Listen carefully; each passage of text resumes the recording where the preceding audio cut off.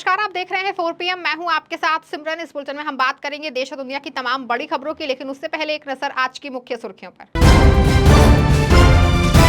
कल वायनाड विधानसभा चुनाव से नामांकन करेंगी प्रियंका गांधी। राहुल गांधी ने शुरू कर दी सियासी बैठक।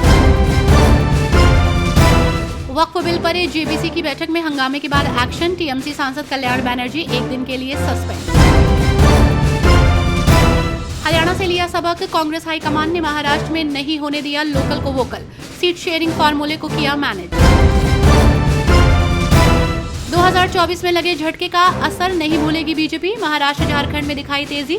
यूपी उपचुनाव में कर रही है देरी। झारखंड बीजेपी में मची भगदड़। कई नेताओं ने छोड़ी पार्टी। उम्मीदवारों की लिस्ट जारी होते ही शुरू हुई बगावत। लोकसभा चुनाव 2024 में लगे झटके को बीजेपी अभी भूली नहीं है और उसका असर यूपी उपचुनाव में दिखाई दे रहा है। वहीं चुनाव ऐलान होने के बाद भी बीजेपी ने अपने पत्ते नहीं खोले हैं। महाराष्ट्र और झारखंड चुनाव में बीजेपी ने अपने उम्मीदवारों के नाम घोषित करने में देर नहीं लगाई, लेकिन यूपी उपचुनाव में इंतजार खत्म होने का नाम नहीं ले रहा। बीजेपी ने यूपी की 9 सीटों पर होने वाले उपचुनाव के लिए प्रत्याशियों के नाम का ऐलान अभी नहीं किया है, जबकि नामांकन खत्म होने में 3 दिन बचे हैं। बसपा से लेकर सपा तक अपने अपने उम्मीदवार उतार दिए गए हैं। ऐसे में सभी की निगाहें बीजेपी और उनके सहयोगी आरएलडी के उम्मीदवारों पर लगी है। यूपी उपचुनाव को 2027 के विधानसभा चुनाव का सेमीफाइनल माना जा रहा है। बहराइच हिंसा के आरोपियों की संपत्तियों पर बुलडोजर कार्रवाई पर सुप्रीम कोर्ट ने बुधवार तक के लिए रोक लगा दी है। सुप्रीम कोर्ट ने योगी सरकार को आदेश जारी करते हुए कहा कि इस मामले की हम बुधवार को सुनवाई करेंगे। बहराइच हिंसा के आरोपियों की संपत्ति पर बुलडोजर कार्रवाई पर सुप्रीम कोर्ट ने बुधवार तक के लिए रोक लगा दी है। आज मामले की सुनवाई करते हुए कोर्ट ने यूपी सरकार से कहा कि हम मामले की सुनवाई कल करेंगे, तब तक कोई बुलडोजर कार्रवाई नहीं करे। जस्टिस गवई और जस्टिस विश्वनाथन की बेंच ने यह आदेश दिया है। आरोपियों की संपत्ति पर बुलडोजर एक्शन के आदेश को सुप्रीम कोर्ट में चुनौती दी गई थी। याचिकाकर्ताओं के वकील सीयू सिंह ने कहा कि 13 अक्टूबर को बहराइच में एक घटना हुई, एक मौत का मामला है। ये उन 3 लोगों का आवेदन है जिन्हें विध्वंस नोटिस प्राप्त हुआ। जवाब देने के लिए 3 दिन का समय दिया गया है। वकील सीयू सिंह ने कहा कि आवेदक नंबर 1 के पिता और भाइयों ने आत्मसमर्पण कर दिया है। झारखंड में विधानसभा चुनाव की तारीखों का ऐलान हो गया है। चुनाव का ऐलान होते ही बीजेपी में भगदड़ मच गई है और कई नेताओं ने हेमंत सोरेन का दामन थाम लिया है। झारखंड में विधानसभा चुनाव की तारीखों का ऐलान हो गया है। चुनाव की तारीखों के ऐलान के बाद से ही सभी पार्टियां अपने उम्मीदवारों की लिस्ट तैयार करने में जुटी हैं। उम्मीदवारों की लिस्ट जारी कर रही हैं। झारखंड में बीजेपी ने 66 प्रत्याशियों की सूची जारी की है। बीजेपी की उम्मीदवारों की लिस्ट जारी होने के बाद से ही पार्टी छोड़ने वाले नेताओं की लाइन लग गई। आपको बता दें कि रघुवर दास की सरकार में मंत्री रही बीजेपी की कद्दावर नेता मानी जाने वाली लुइस मरांडी ने पार्टी का दामन छोड़कर झारखंड मुक्ति मोर्चा की सदस्यता ले ली है। दुमका विधानसभा सीट से लुइस मरांडी के बजाय सुनील सोरेन को प्रत्याशी बनाए जाने से वो नाराज थीं।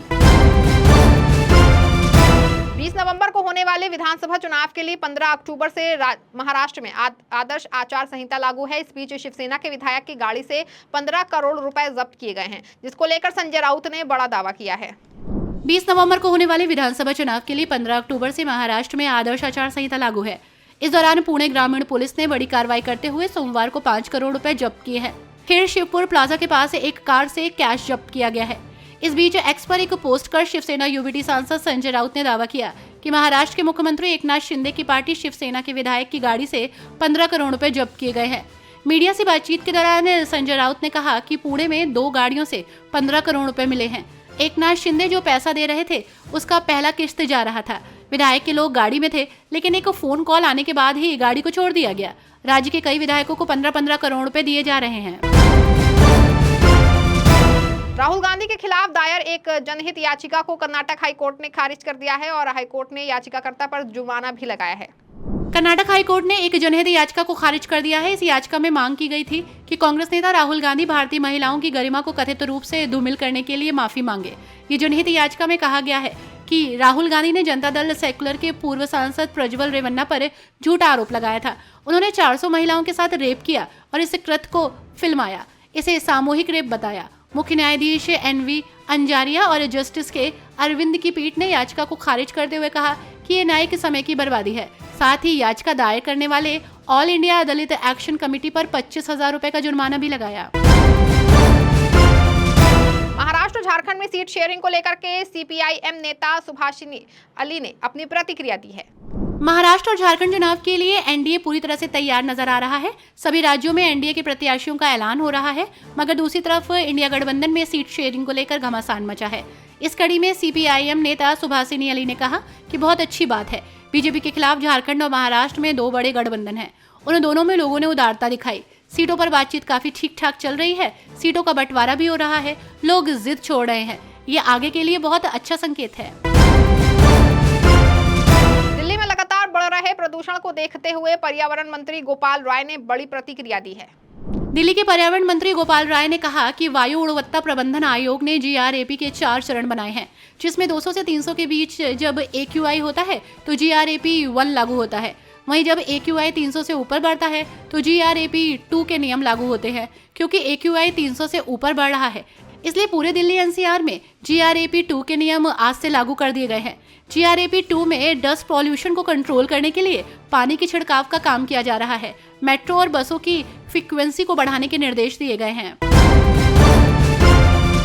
सपा नेता फखरुल हसन चांद ने बड़ा बयान देते हुए कहा कि बलात्कारियों का सपोर्ट करने वाली बीजेपी का चाल चरित्र और चेहरा दुनिया के सामने है।